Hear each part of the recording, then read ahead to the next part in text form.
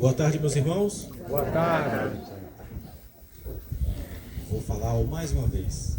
Tem bastante gente aqui. Não consegui nem sentir o sorriso no rosto durante o boa tarde. Boa tarde, meus irmãos. Boa tarde. Olha a diferença. Olha a diferença. Só em a gente sorrir, tudo ao nosso redor já muda. Já muda bastante. O alemão falou aqui uma coisa que é muito interessante sobre a lei de sociedade. Por que que a gente vem, por que que a gente encarna em um grupo social? Por que que a gente não vive dentro de uma caverna isolada e a gente consegue progredir assim? Porque o nosso progresso depende necessariamente da interação com o outro. Necessariamente, a gente não evolui sem essa interação. E qual é o primeiro grupo social que a gente se depara? A família. Onde normalmente nós temos mais divergências? Na família. Entende onde que tem que estar o nosso olhar? Na família. Não adianta a gente sair e querer, eu vou mudar o mundo, eu vou mudar as pessoas, eu vou revolucionar. Você cuida da casa. Cuida da sua casa. Cuida da sua família. É ali que a gente vai realmente construir uma sociedade melhor para as outras pessoas. É ali que a gente tem que ser o exemplo. É ali que a gente vai dar o exemplo. E aí, trazendo hoje um tema, né, que é bem difícil, que é sobre a escravidão. E talvez a gente fique num questionamento, como eu pelo menos fiquei, assim que eu recebi o tema, e foi trabalhar escravidão relacionado com o evangelho, o que tem a ver? Muita coisa. E eu vou tentar trazer aqui um pouquinho do que eu estudei, deixando bem claro, não sou estudioso em história nem de escravidão, mas eu fiz um esforço aqui para trazer o melhor possível para que a gente possa discutir, à luz da doutrina espírita, o que a gente pode tirar de ensinamento sobre essa chaga da humanidade. Tá bom? Vamos começar fazendo um questionamento aqui. Por que um ser humano escraviza o outro? Alguém tem alguma ideia? Por que alguém vai escravizar outra pessoa? É uma pergunta. Para lhe servir. Para lhe servir. Para servir a ele. Mas eu posso ter pessoas me servindo sem ser necessariamente escravizando. O domínio. Tá? Então é para eu dominar alguém. Exato. Por que eu quero dominar alguém? Ser seu poder. Porque eu me acho o quê?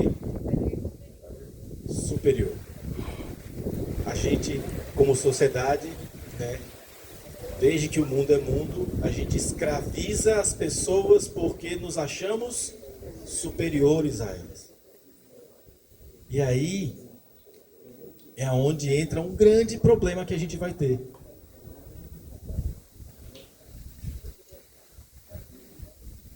Tá aqui. Que é esse sentimento de que eu sou melhor do que você, né?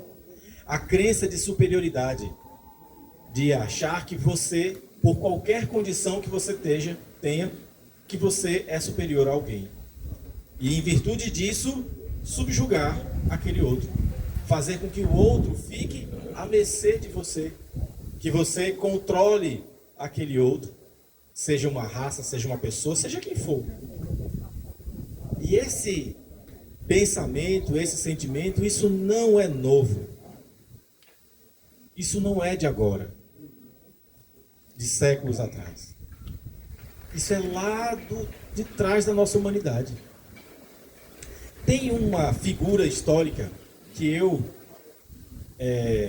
até hoje mais ou menos, eu gostava bastante pela história, mas agora eu já não gosto mais tanto, que é alguém que tem como segundo nome, né, como título para ele, O Grande. Quem foi? Alexandre. Isso. Inclusive era um nome que eu pensava em dar para o meu filho, né? Mas hoje é Rafael, nome de anjo. E eu pensava, porque Alexandre o Grande, né? Um conquistador, um cara assim com uma inteligência absurda, E o que foi que ele fez? Ele conquistou diversos povos. Tá? Diversos povos. Até a Índia lá ele foi. E tudo isso antes dos 30 anos, 31 anos, se eu não me engano. Eu trouxe aqui, inclusive, um mapinha de lá, para vocês verem. Cadê? Tá aqui. Esforcei aqui para colocar um mapinha, só para a gente entender. Lá da Europa, toda a parte aqui de baixo, até aqui na Ásia, passando aqui ó, pelo Golfo Pérsico, aqui chegando na Índia, aqui o Egito, tudo isso foi dominado por um homem só. E o que ele fez com essa dominação? Escravizou cada povo por onde ele passou. Mas ele era um homem culto, um cara inteligente, um cara que tinha um domínio de tanta coisa. Ainda assim, por onde ele passou, tem muita fala sobre o quanto que ele não interferia na cultura daquele povo. Inclusive, ele gostava de absorver a cultura de quem ele conquistava. Mas ainda assim, eram escravos dele. Ninguém estava ali sob sua vontade. Todos estavam submetidos ao regime dele, né? E aí você vê essa conquista inteira, subjugando e escravizando cada povo. Militarmente foi gigante. Trouxe realmente diversas contribuições em diversos aspectos. Mas ainda assim, a gente percebe como alguém que a gente pode até olhar como evoluído em um certo aspecto, em outro é tão pequeno. E aí, a gente traz exatamente a comprovação de que a escravidão não é nada novo. Lá há 5.000 anos atrás, tá nas primeiras civilizações. Isso aqui eu fui lá na Mesopotâmia, tá? Eu fui tirar essa foto lá para vocês, trazer aqui para vocês hoje. Isso aqui, uma representação lá da Mesopotâmia, onde também tinham muitos escravos. Já se escravizava lá 5.000 anos atrás, já era todo mundo escravo. Isso não foi uma invenção do europeu, não. Escravidão sempre existiu. No momento em que alguém se colocava superior ao outro, subjugava alguém que ele considerava inferior. E aí lá, né, pelo próprio Código de Lei de Hammurabi, a gente já tinha um regulamento, tá, no comércio, que ele deixava o comércio de escravo como algo legal. É legal, é justo, é permitido que se comercialize escravo. E era assim que era visto, e é assim que a gente sentia. No próprio Egito também, a gente tinha lá quem foram os escravos lá no Egito? Os hebreus. Eles não ficaram lá, escravizados pelos egípcios? A mesma coisa. Não é nada novo. Lá na Roma antiga, a mesma coisa. Os hebreus fugiram lá do Egito, depois o Império Romano foi lá e também tomou conta da mesma região e viraram escravos de novo. Mais uma grande potência, um grande império que se formou, subjugando outras civilizações. Mesma situação. Então a gente tem aqui diversas construções, diversas criações da sociedade sendo feitas em cima da escravidão. Muito do progresso que houve foi em cima da escravidão. Se a gente for para a África, é de lá que a gente tirava os escravos. Os reinos africanos também escravizavam os seus. Até hoje, né? Até hoje. Muitas regiões lá aconteciam da mesma forma. Para a gente entender que isso é da sociedade humana. No momento em que um se coloca acima do outro, subjuga, transforma o outro em inferior, e a partir dali começam as desgraças.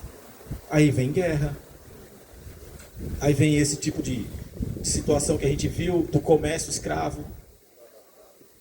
Então, vários reinos, né, lá do Congo também, de Dahomey, eles capturavam os prisioneiros, né, de guerra e vendiam eles como escravos.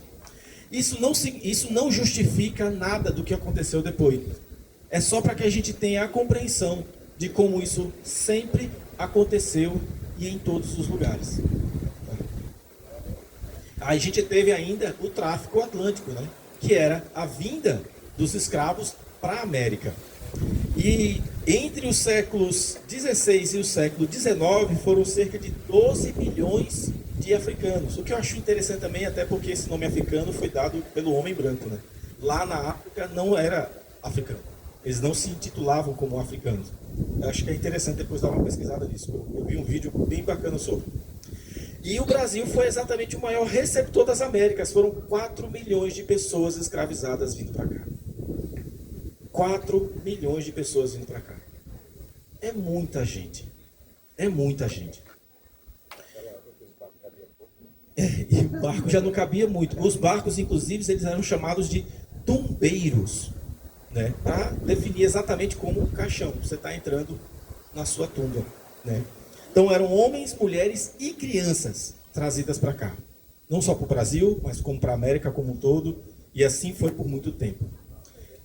E esse mal, ele continua. Como assim? Não já acabou a escravidão, não? Não. Essa subjugação, esse tratamento de um superior contra um inferior continua existindo no próprio comportamento que a gente tem com outras pessoas. A gente, eu estou falando sociedade, tá? Então, assim, não é somente o trabalho escravo que existe hoje em determinados locais, é a mesma coisa. Pessoas que só ganham aquilo que vão comer daquele dia e tem o seu abrigo, sua casa dentro do próprio ambiente, do espaço que trabalha, para poder ficar ali no outro dia trabalhando mais uma vez. Não é análogo à escravidão? A doutrina espírita, ela responde com clareza uma coisa, né? Porque é muito comum que a gente pense o seguinte: mas naquela época eles não tinham compreensão que estavam fazendo mal. Eu estava apenas olhando para alguém que era inferior e disse: não, já que ele é inferior, eu vou tomar conta dele e vou fazer com que ele faça aquilo que eu entendo que é melhor para ele, inclusive. Quer trabalhar para mim, né? E aí as pessoas podem dizer assim: não, mas isso era um costume da época. Isso era comum para as pessoas. Se era comum, se era um hábito, por que ele vai ser condenado se ele estava apenas repetindo este hábito? Tem algum hábito hoje que a gente faz, porque a gente sempre ouviu pessoas fazendo? Tem, não tem? Não tem? Não, Bruno, não precisa só comer, não. Né? A gente vê, muitas vezes, determinados comportamentos, determinadas falas que a gente tem, que são fruto puramente de quê? Do nosso hábito, do nosso comportamento. Mas que depois a gente para e reflete um pouquinho e diz assim: não tem por que eu estar fazendo isso. Não tem mais por que eu estar falando isso. Não tem mais por que eu estar agindo dessa maneira. A gente vai tendo a compreensão e percebendo que aquele comportamento, aquele padrão não faz mais sentido. E o que a gente faz? Interrompe. Se a gente já tem a compreensão, a gente para de fazer isso. E aqui, essas pessoas que escravizaram, por hábito, por manter a tradição que era passada, aquele senhor de engenho que herdou o engenho do pai, do coronel que era pai, e continuou escravizando, tinha ele tanta culpa assim se ele só fez repetir o padrão que o pai dele fazia? A doutrina espírita ela nos explica exatamente isso. O mal é sempre o mal, seja costume ou não. A consciência moral se desenvolve e à medida que o ser humano tem mais acesso ao conhecimento e ao evangelho, a sua responsabilidade aumenta, mas não deixa de existir. Se eu faço uma coisa por ignorância e isso é errado, ainda continua sendo errado.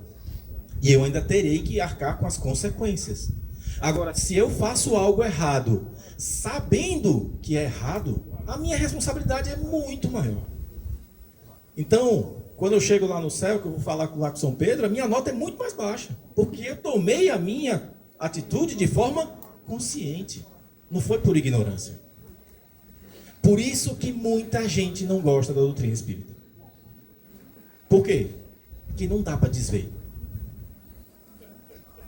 Você entendeu, você aprendeu, você ouviu, não dá para simplesmente dizer assim, não, aí não tem mais como. Você sabe que fazer aquilo não tem mais jeito, aquilo dali é errado. É uma escolha sua se manter assim. Você não tem mais como alegar ignorância. Você não tem mais como ficar dizendo que toda vez que você sai para ficar bebendo, você finge que não está sendo acompanhado pelos espíritos que estão ali, só sugando essa energia. Você não tem mais como negar isso. Você pode até dizer, não, mas é socialmente. Quem são os que acompanham os seus amigos? Quem são aqueles irmãos em sofrimento que estão ali acompanhando aqueles? Então não dá para a gente ignorar as coisas. E aí qual é o problema? Enquanto nós somos ignorantes, a gente sente o quê? Que eu cometer esse erro tem um peso menor. Porque eu não sei que está errado. Se eu não sei que é errado jogar essa garrafa aqui no chão, posso até fazer isso.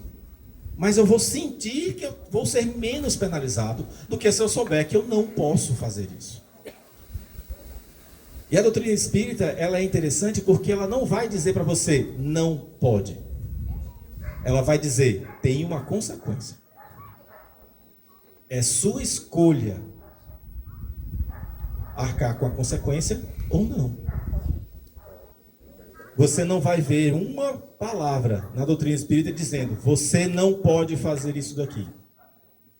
Ele vai explicar a consequência de agir assim, de fazer assim, é isso aqui. Logo, escravizar era errado, e é errado. E a partir do momento em que se compreende o quanto que tratar as coisas dessa forma é errado, se manter assim só aumenta a gravidade da ação. E aí a gente veio, né? O Brasil ele foi o último país do continente americano a abolir formalmente a escravidão, que inclusive a gente completou agora no dia 13 de maio, né? Na semana passada, exatamente. Isso foi em 1888, lá com a Lei Áurea, né? Essa abolição, ela foi um passo, né, jurídico feito, mas a consequência disso para a sociedade, como é que ficou? O que aconteceu com aquelas pessoas? Ficaram à míngua. Exato. Então, a chaga ainda sangra. São mais de 50 milhões de pessoas em situação análoga à escravidão. Tá? Ainda temos muitas pessoas em trabalho escravo e trabalho forçado, tráfico humano, servidão por dívida.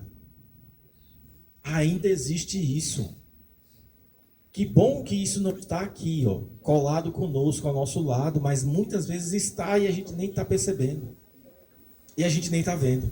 Então, apenas a forma que mudou, mas a essência de me colocar superior a alguém e me fazer valer por isso, prejudicando alguém, fazendo com que essa pessoa fique presa a mim, controlando, como alguém falou aqui, continua. Né? Seria cômodo falar que a escravidão foi apenas um passado, né? Mas não é. Então, isso aí é contra a lei de Deus. Sim. Toda sujeição absoluta de um ser a outro contraria a lei natural. Seja qual for. A lei humana que consagra a escravidão degrada o homem. O espírito não nasceu para ser propriedade de ninguém. E é aqui que onde entra um problema. Quando a gente vê esse tipo de situação acontecendo, e a gente já entendendo, como eu falei, né? Não tem como a gente dizer. A gente sabe que a gente está aqui nessa vida e que essa aqui é apenas uma das existências que nós teremos de uma vida infinita, sendo nós espíritos e temos apenas passagens num corpo físico. Nessa experiência que a gente está tendo, a gente foi escravo por algum motivo. Numa outra existência que a gente vai ter, o que é que vai acontecer conosco? O que vocês acham? Depende do comportamento. Oi? Depende do comportamento. Depende do de quem comportamento. Foi escravizado daquela pessoa. Como ser resignado sendo escravo, hein? Vocês já pensaram nesse desafio? Exato. Tá lá. A fórmula. A questão é a gente saber disso hoje e entender que algumas coisas muito mais simples que a escravidão, a gente não consegue ser resignado. Com muito menos dor. Dor aqui, no caso, é relativo, né? A gente não pode dizer que uma coisa vai ser menor que a outra. O ser humano foi criado livre, dotado de livre-arbítrio, responsável pela sua própria evolução. É sempre bom lembrar isso aqui, tá? Todo ser é responsável pela sua própria evolução. Não é pela evolução do colega, do filho, do pai, da mãe, do cônjuge. É pela qual? Pela sua responsabilidade, tá? A sua própria evolução. Transformá-lo em propriedade é violar não apenas a dignidade humana, mas a própria ordem do Criador. Então a gente percebe que fazer isso é realmente uma conduta extremamente grave e vai ter muita consequência nesse processo. Aqui ninguém está dizendo, é proibido fazer isso. Mas a gente sabe que isso aqui é contrário à lei de Deus. Quando Ele nos cria para sermos livres e evoluirmos, a gente está impedindo que o outro possa crescer e evoluir.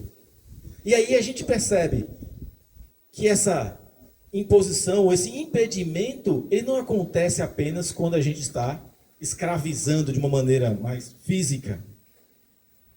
A gente pode ser escravo de outra pessoa de que forma?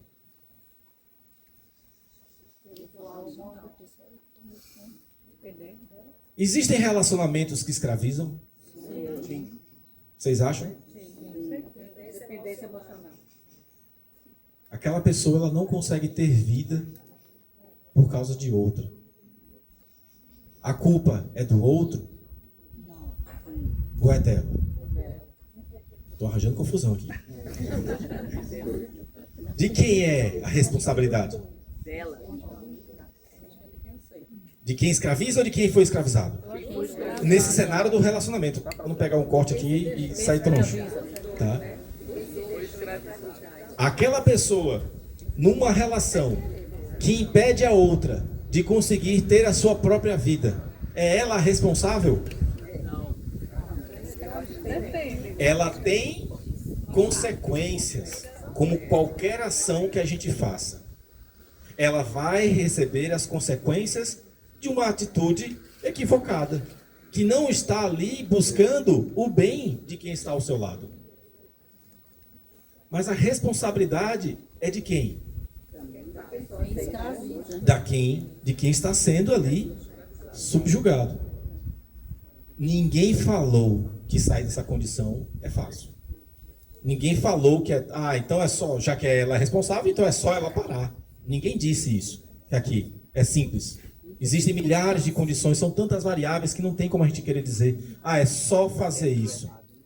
Jamais. Se alguém disser isso, a gente está sendo leviano fazer. Não é. É só importante a gente ter a noção e a clareza aqui, que é nossa escolha. É nossa responsabilidade. E, porventura, vai ser uma consequência das nossas ações anteriores. Significa que, se nós tivermos uma determinada conduta em uma existência, pode ser que a gente venha numa outra vida, exatamente para passar por aquela situação. Então, a gente já viu relatos em livros também de existências em quem foi o escravista virou escravo depois, pelas consequências das suas ações. Então, o corpo humano ele é um invólucro. O preconceito racial enxerga apenas a matéria. apenas a nossa aparência. Apenas o que está aqui nessa casca que vai embora. O que é mais ou menos puro não é o sangue, mas o espírito. O que é interessante é que nos livros de André Luiz a gente vê nas explicações sobre como que é a relação e o encontro entre espíritos, né, no plano espiritual, e o quanto que se percebe, o quanto que se entende do outro sem que ele fale nada, sem que ele precise dizer nada, e independente da aparência que ele tem. Porque a nossa energia, o nosso fluido, ele não mente. Está ali já. E o quanto que isso mostra que, na verdade, essa casca que a gente está aqui, esse corpo, não representa absolutamente nada de quem realmente somos, em essência. Somos espíritos imortais que vestem corpos temporários. Então, assim, todo o edifício do racismo está construído sobre uma ilusão, a de que o corpo que habitamos nesta vida define quem somos. A gente não vai ignorar as regras da nossa sociedade nessa existência. É importante apenas que a gente compreenda que, seja qual for a aparência de alguém, a cor de alguém, aquilo que a pessoa hoje está representando neste corpo físico é apenas um curto retrato de apenas uma existência, de uma vida de um espírito. Se a gente passar a olhar para as pessoas como espíritos que são e que apenas estão dentro de uma passagem, vocês concordam que a gente vai deixar de fora muita coisa? Eu não vou mais olhar para alguém como alto, baixo, magro, gordo. Eu vou olhar como um espírito. E se eu tiver a indulgência, eu vou olhar para ele e dizer e entender, seja qual for a dificuldade que essa pessoa esteja passando, é possível que eu também já tenha passado, ou eu venha a passar. Imediatamente vem o quê? O respeito por quem está ali do outro lado. Mas essa pessoa, ela me agride. Essa pessoa, ela me xinga. Essa pessoa, ela está ali o tempo todo querendo me tirar o sério. Ainda assim, eu olho para esse espírito como alguém o quê? Com uma dificuldade, com uma limitação, que não consegue compreender o que é respeito ainda. Mas o que é o normal? O que é o comum? A gente ir de encontro. Não, meu amigo, aqui é assim, bateu, levou. Não é não? Não volto com desaforo para casa de jeito nenhum. Não é assim que a gente se comporta? Não foi assim que a gente foi ensinado a ser? Se apanhar na rua, apanha em casa. É ou não é? Não foi? Aí um dia que a gente disser isso para um filho e o filho disser, pai, mas Jesus não disse que tinha que dar outra face? Aí faz como? Não, mas nesse caso de Jesus não. Não venha apanhando para casa não. E aí muda tudo, né? Estão sentindo como não é tão simples assim as coisas? A gente vai vendo ali o quanto que a gente fica criando sempre um artifício para que alguma coisa possa passar. Não, que isso aqui está tudo bem. Isso aqui deixa passar que está tudo ok. Mas não é assim que funciona. Se a gente passa a olhar para aquele que está ali nos ofendendo, aquele que está ali que a gente discorda, como um espírito apenas, que está aqui tendo uma experiência nesse corpo, nesta existência, e que nessa própria existência já deve ter passado por tanta coisa que eu nem sei, que eu nem faço ideia. Vamos olhar com mais amor. Porque até como, cadê Gigi que não está aqui? Falou na última palestra, né, que eu gosto muito, desde a primeira vez que eu escutei, eu estava aqui, eu estava fazendo tratamento. Ela estava palestrando e ela falou isso, que tudo que não é amor, é um pedido de amor. Foi um pastor que falou isso, não foi? Eu nunca mais esqueci isso, eu estava aqui fazendo tratamento, como muitos aqui talvez estejam. E ela falou isso, eu disse assim, caramba, é isso mesmo. Gleb, quer dizer que aquele cara que estava escravizando, aquilo era um pedido de amor? Lá no fundo, O que muitas vezes a gente não se dá conta é que aquele gesto que a gente acaba cometendo, que a gente não compreende muitas vezes, é a gente pedindo por atenção, por reconhecimento, por ser visto, por ser amado, por receber o que a gente colocou dentro do nosso coração, que nós somos merecedores, mas que por algum motivo a gente enxerga que não recebeu. E eu disse, não é que a gente não recebeu, é que a gente enxerga que não recebeu. Às vezes a gente recebeu 100% do amor daquele que poderia nos dar. Só que 100% para a gente equivale a 10%. Mas era 100% daquilo que a pessoa poderia dar. Aquele ser que nunca recebeu uma demonstração de amor, mas cuidou de você da melhor forma que ele sabia fazer, ele deu 100% de amor para você. Mas dentro da nossa mente a gente transforma aquele ser em quem não me amou, não cuidou de mim, não me deu aquilo que eu queria, não fez o que poderia. É fácil a gente fazer assim. Vamos lá olhar para aquele espírito e se colocar no lugar, o que foi que ele passou para chegar ali. Por que esse gesto hoje é assim? O que eu posso olhar para ele, entender e dizer assim: perdoa, deixa, fez o que podia fazer. Mas te fez mal, sim, tantos outros farão.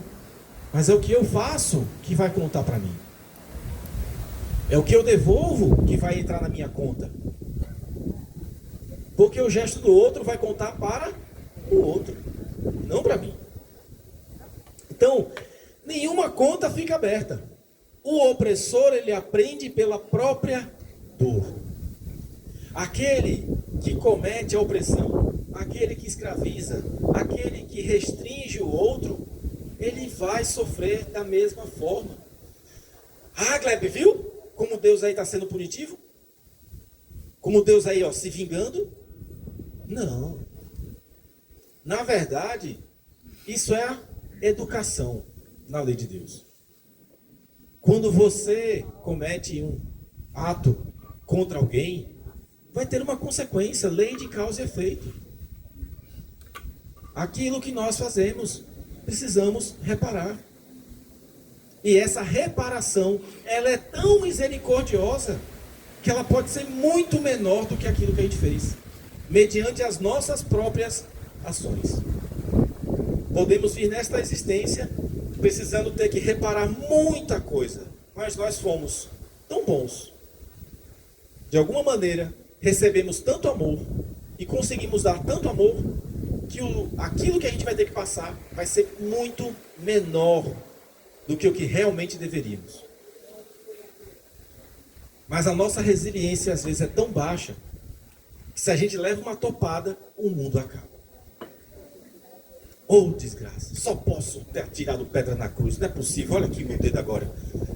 Já transforma tudo na pior coisa possível. Não é bem assim. Então, a reencarnação é a grande lei de justiça. Aquele que comete essa ação nesta existência vai ter outra oportunidade para voltar e reparar. Se não reparou na outra, tem mais chance agora. Aquele que foi prejudicado, mas agiu com resignação, volta. Como? Com a oportunidade de causar o mal, mas com a possibilidade de escolher não fazê-lo. E aí mostra exatamente a sua redenção. Porque se você sofreu por alguém agora, alguém fez você sofrer agora, te fez muito mal, você volta na outra, tem a oportunidade de causar o mal naquela mesma pessoa, e você faz, onde é que houve a melhora? E aí o que está criando? Um ciclo de repetição. É igual na universidade, no trote. A turma nova entra, recebe o trote. Aí, no outro ano, ela não encerra o trote. Ela quer pagar o trote também. Por quê? Porque ela sofreu e ela quer devolver. E assim nunca se encerra o ciclo. E aí, o oprimido está sempre virando opressor. E aí, o oprimido daquele opressor que já foi oprimido volta de novo como opressor de novo. E assim continua. Porque a gente não encerra esse processo. Agora, quando a gente passa a tomar atitudes diferentes, então o senhor e escravo podem trocar de lugar entre vidas. E isso é muito comum de acontecer. Gleb, então eu acho que eu não fui um senhor de escravos, não, porque eu sou muito bom. Eu sou uma pessoa boa. A gente já falou aqui sobre o homem de bem, já? Quem daqui já viu a palestra sobre o homem de bem? Não? Ó, tá na hora da gente fazer de novo. Tá. Aí a gente vai entender o que realmente é ser bom. O que muitas vezes a gente pensa é assim, eu acho que eu não fiz tanta coisa ruim assim. Talvez só tenha feito um pouquinho. Né? Mas vamos lá. Então a reencarnação, ela resolve, né, o que a lógica de uma vida não consegue explicar. Como pode ser justo que alguém nasça no cativeiro e o outro nasça senhor?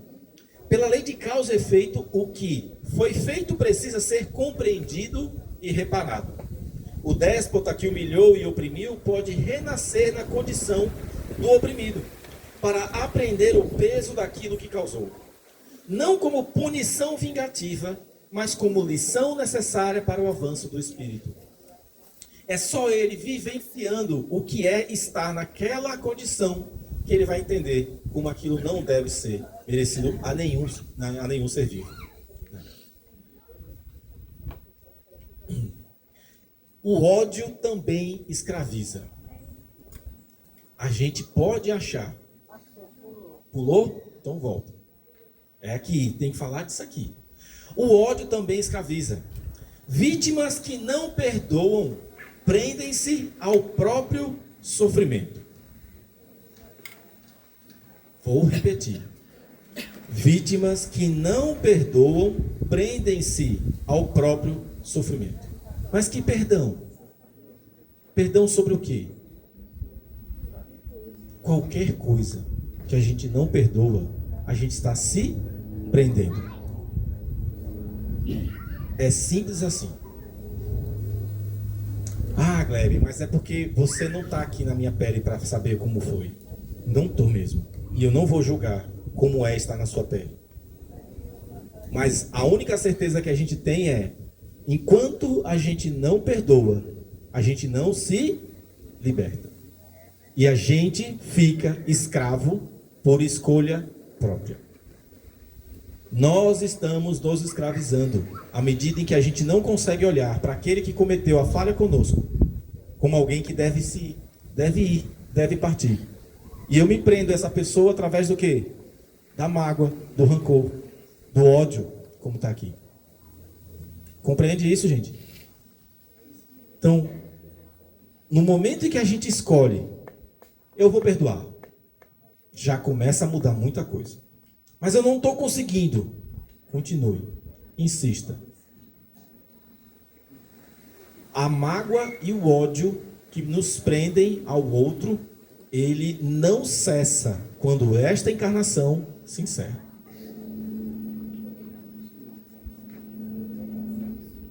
O que eu quero dizer é que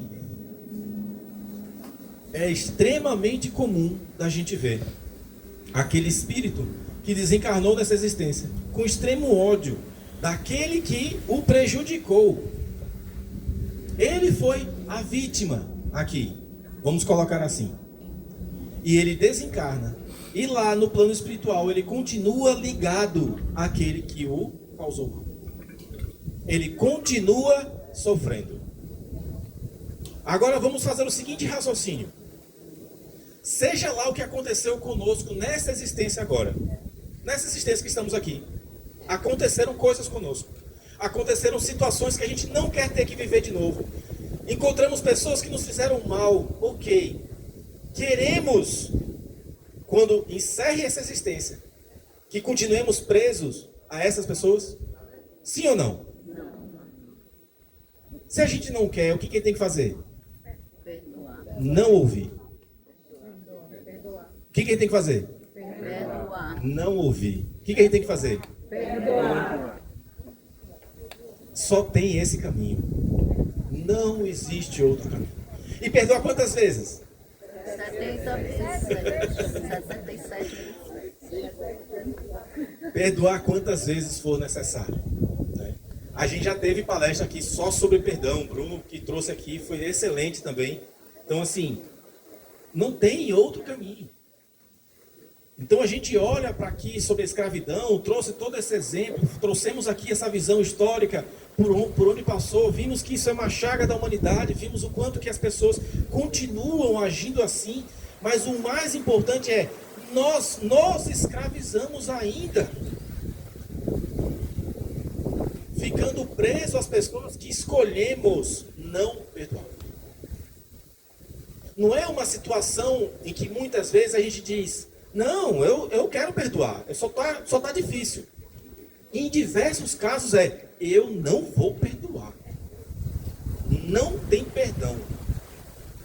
Como se isso fosse uma punição para o outro. Olha a nossa ignorância. A escolha de não perdoar é uma punição em nós, não é no outro. E é feito por nós mesmos. Nós escolhemos sofrer. Quando a gente diz, não vou perdoar, porque o outro não merece, é você que merece perdoar, não é o outro.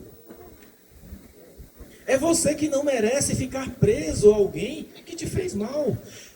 Preso a um sentimento que continua te deixando doente. E que muitas vezes nos faz desencarnar antes da hora. Porque aquilo consome o nosso corpo. E nós vamos ficando doentes, cada vez mais, por causa dos nossos sentimentos. E o perdão é um deles. O não perdão, a mágoa, a raiva, o ódio que fica. Tá claro aqui, gente? Vocês estão com uma cara estranha agora. Eu não sei o que aconteceu. Oi, Mônica. Pronto, Mônica trouxe uma coisa interessante. Eu vou sempre repetir se alguém falar, tá? Para que todo mundo possa ouvir. Ela trouxe a importância de praticar o auto-perdão. Muito bom esse ponto. Por quê? Eu não posso dar a alguém aquilo que eu não tenho. Quando o alemão perguntou aqui no início, quem se ama de verdade? Como é que eu posso amar ao outro se eu não me amo de verdade? Eu só posso dar a alguém aquilo que eu tenho. Mas eu amo mesmo, é porque eu sou uma pessoa difícil, aí eu não consigo me olhar assim, eu tenho minhas questões, eu tenho isso, aquilo, outro. Você não ama a pessoa, você tem medo de perdê-la, por isso você se joga para a pessoa. O que muitas vezes a gente acha que é amor é puro apego. Puro apego. Não queremos perder, por isso fazemos de tudo. Eu faço tudo por você, por medo de perder. Porque se não tem medo de perder, sabe exatamente que não precisaria fazer tudo. Ah, mas eu gosto de servir a pessoa. Sirva. Essa é a sua linguagem de amor. Sirva. Faça o que você gosta pela pessoa. Faça o que a pessoa gosta. Não tem problema. Mas não confunda apego com amor. Porque só vai existir amor quando primeiro você se amar. Logo, só vai existir perdão quando você primeiro se perdoa. Mas eu não fiz mal para ninguém, eu vou me perdoar por quê? Né? Ninguém fez mal para ninguém. Não, ok. Com toda certeza, meus irmãos, se estamos aqui nessa existência, se estamos aqui nesse planeta, se estamos aqui nesta condição ainda, é porque nós tivemos já nossas dificuldades. E com toda certeza fizemos mal para muitas pessoas. Se não foi nessa vida que você conseguiu se polir e não prejudicou ninguém, que coisa boa. Mas teve outras vidas em que provavelmente prejudicamos muitas pessoas. E quando a gente fala de se perdoar, é de olhar para aquele momento em que a gente sabe que pisou na bola, que a gente sabe que fez algo de ruim para alguém, e dizer para si mesmo, eu me perdoo, pela condição em que eu estava naquele momento, era o que eu conseguia fazer. Com a compreensão que eu tinha, o que eu podia dar para o outro era aquilo. Mas foi uma mãozada, era o que eu podia dar naquele momento. É olhar para trás e entender, tudo o que eu fiz foi o que eu podia fazer, na condição e compreensão que eu tinha naquele instante. E se perdoe por isso. Ah, pronto, e agora está tudo certo? Não faça mais. E não repita.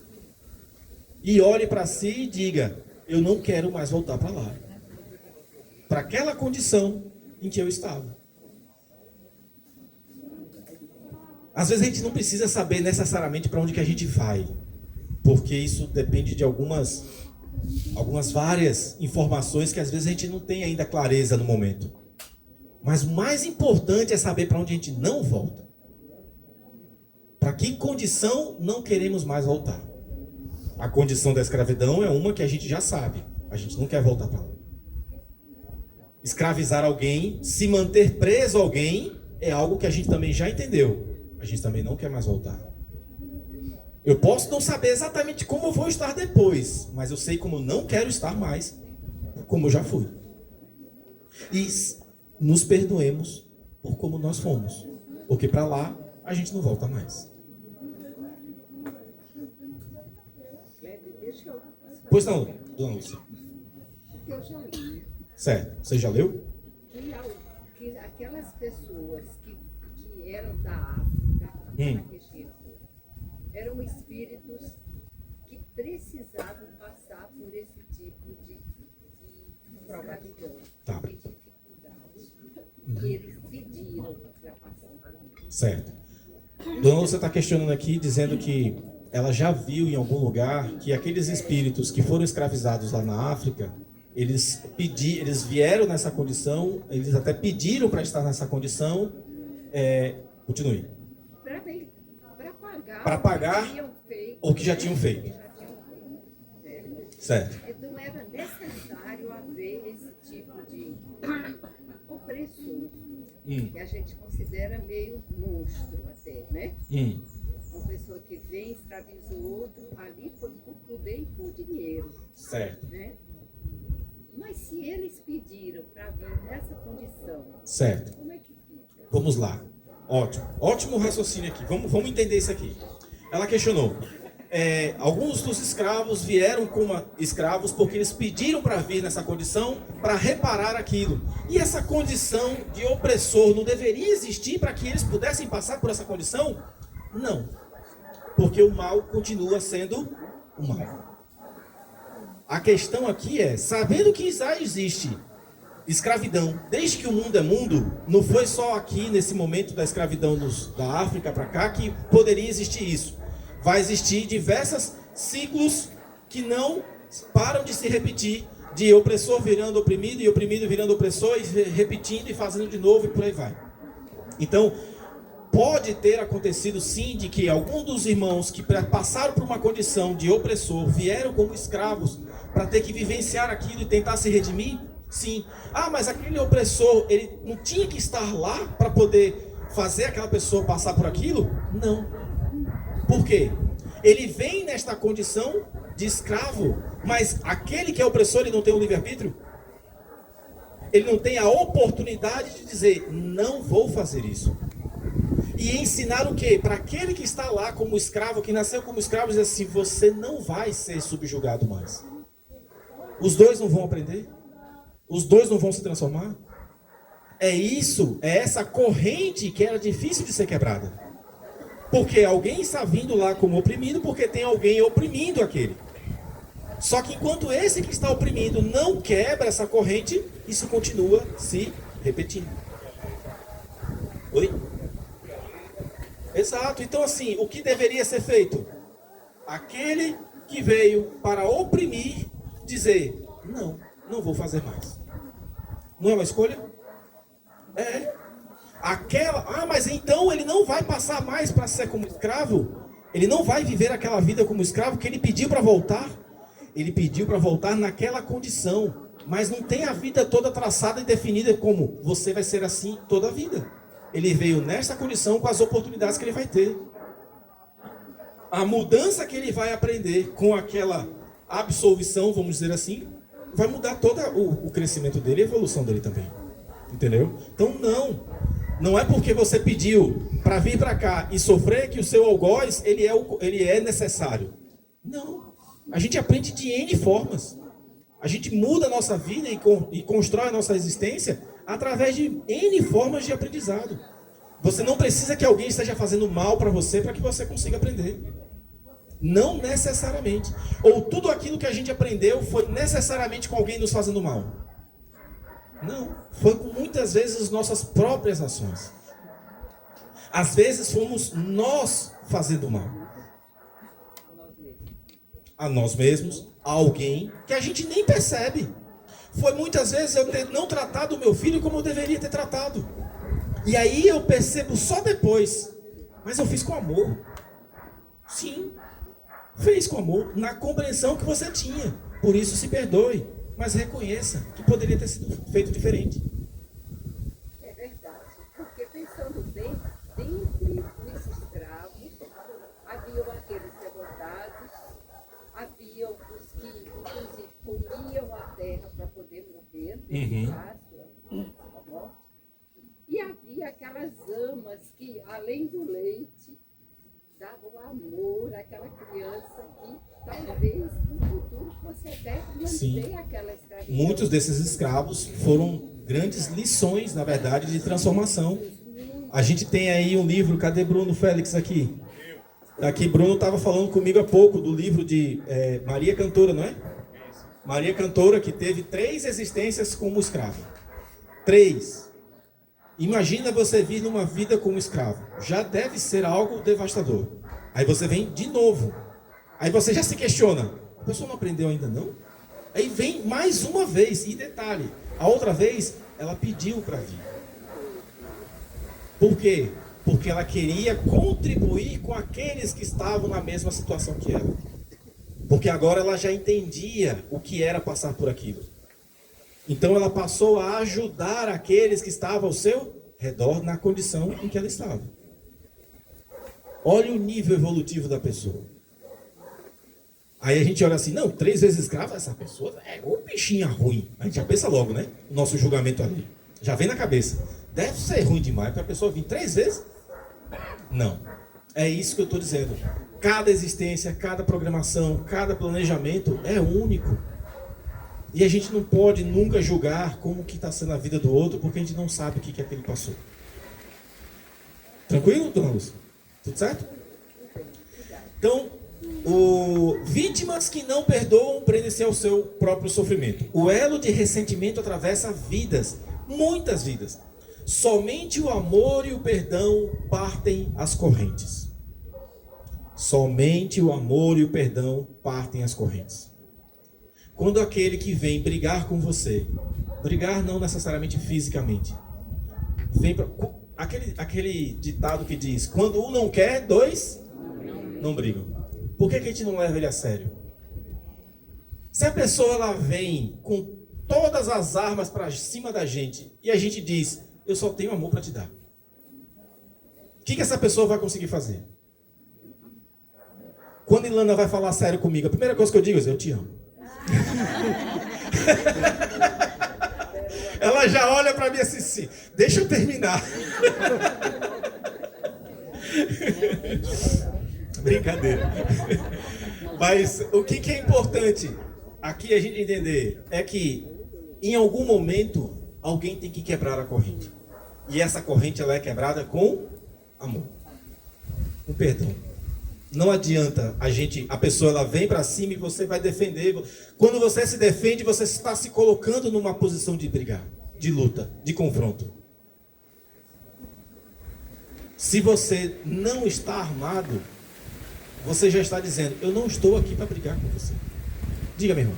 Então a gente pode concluir que o perdão é uma forma de amor ou de amar? Podemos concluir que o perdão é uma forma de amor? É uma forma de amar? Sim ou não? Auto-perdão, auto-amor, se amar, se cuidar. Né? Como é que eu vou poder me amar se eu não me perdoo? Se eu não olho para as minhas falhas e digo, eu entendo o que eu fiz e não quero voltar mais para isso. Tá? Não é passar a mão na nossa própria cabeça não, porque é muito fácil a gente achar que é isso. Auto-perdão não é, não, fiz tudo, para tudo bem, e aí eu vou lá e faço tudo de novo. Não, aí não. Aí isso a gente chama de meninice. Aí essa é menina. Não é esse caso. O amor liberta, exatamente. A liberdade é um dom divino. As algemas de ferro foram banidas, mas ainda somos escravos do orgulho e do egoísmo? Somos? Será? A gente é orgulhoso ainda, gente? Mas aqui somos espíritas, somos orgulhosos? Tem essa, viu? Alguém aqui já foi questionado: ah, você é espírita agora, é? Alguém aqui já foi questionado porque já é espírita? Já? Aí, já é espírita? Aí, mas tu não tá errando ainda esses negócios tudo ainda? E tu não já é espírita? As pessoas acham que o cara vir para a doutrina espírita é se tornar perfeito. Na verdade, é reconhecer o quanto imperfeito a gente é, e por isso mesmo a gente está buscando o quê? Melhorar, se corrigir e ajustar. Né? A verdadeira libertação começa dentro de cada um. Não tente mudar ninguém. Não gaste sua energia fazendo com que as pessoas olhem para aquilo que você olha e digam assim: pronto, então você acredita nisso, eu vou acreditar também. Não tente. A melhor forma de convencer alguém é através do exemplo. Eu não vou nunca esquecer esse exemplo aqui. Se toda palestra eu falar isso, se for repetitivo, me perdoe. Mas eu vim para esta casa por causa dos meus pais. Mas não foi porque eles me chamaram, porque já tinham me chamado 1 ano antes de quando eu realmente vim. Eu vim porque eu olhei para os meus pais e eu disse para mim mesmo: como eles estão diferentes? Como eles estão bem? Eu quero isso também.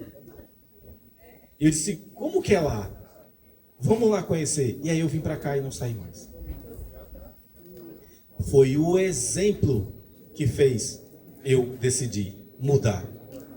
Então, todas as vezes que a gente ir para o confronto com alguém, fazendo com que essa pessoa nos entenda, e olhe para aquilo que a gente quer que a pessoa compreenda, esqueça, é o nosso exemplo. Ah, mas e se ela não olhar para o nosso exemplo, porque eu já dei exemplo, não resolveu de nada? Então deixe ela seguir o momento dela. Deixe ela seguir o curso que ela escolheu seguir. Você não está aqui para fazer essa pessoa progredir. Você está aqui para se melhorar, e o seu exemplo pode ajudar alguém que queira olhar para o seu exemplo. O problema é porque a gente quer esfregar o nosso exemplo na cara das pessoas. Olha aqui como eu sou uma pessoa boa. Olha aqui, olha, não fecha os olhos não, olhe. Não, aí não adianta. Aí não adianta, tá? Aí é aquela pessoa que vai ficar ali parada do lado e vai lá, não estou ouvindo. Vai virar criança, e assim fica. Então vamos ter esta consciência, tá? A liberdade exterior não basta. Precisamos vigiar as correntes internas.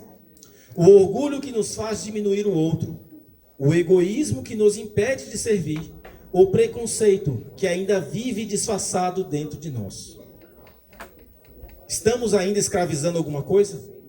Alguém ou a nós mesmos? Se sim, se a gente percebe essa escravidão ainda existindo, vamos quebrar essas correntes, com amor e com perdão. Muito obrigado.